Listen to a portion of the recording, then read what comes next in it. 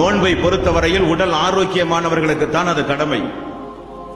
ஜகாத்தை பொறுத்தவரையில் அது வசதியுடையவர்களுக்கு கடமை. ஹஜ்ஜை பொறுத்தவரையில் உடல் ஆரோக்கியமும் வசதி வாய்ப்பும் ஒருஞ்சேர பெற்றவர்களுக்குத்தான் ஹஜ்ஜும் கடமை. தொழுகை ஏழைகளுக்கும் கடமை, வசதி உள்ளவர்களுக்கும் கடமை.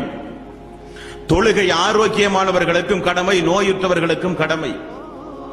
தொழுகையை பொறுத்தவரையில் நபிகள் நாயகம் ஸல்லல்லாஹு அலைஹி வஸல்லம் அவர்கள் சொன்னார்கள், நின்று தொழ முடியாவிட்டால் அமர்ந்து தொழுங்கள், அமர்ந்து தொழ முடியாவிட்டால் படுத்தாகினும் நீங்கள் தொழுதாக வேண்டும், தொழுதால் தான் நீங்கள் முஸ்லிம்.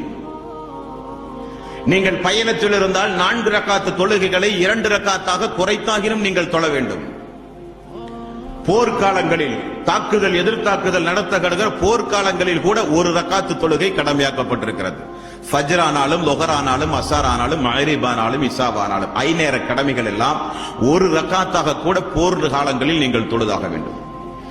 இப்னு மஸ்ஊத் ரலியல்லாஹு அன்ஹு அவர்கள், இப்னு அப்பாஸ் ரலியல்லாஹு அன்ஹு அவர்கள் எல்லாம் சொல்லுகிறார்கள், என்றைக்கு அல்லாஹ் போர்க்காலங்களில் நீங்கள் தொழுதாக வேண்டும் என்ற ஆயத்தை இறக்கினானோ அத்தோடு இந்த உலகத்தில் யாருக்கும் தொழுகையை விட அனுமதியே கிடையாது என்றார்கள் சஹாபாக்கள். அந்த அளவுக்கு மிக முக்கியமான ஒரு கடமை தொழுகை என்பது.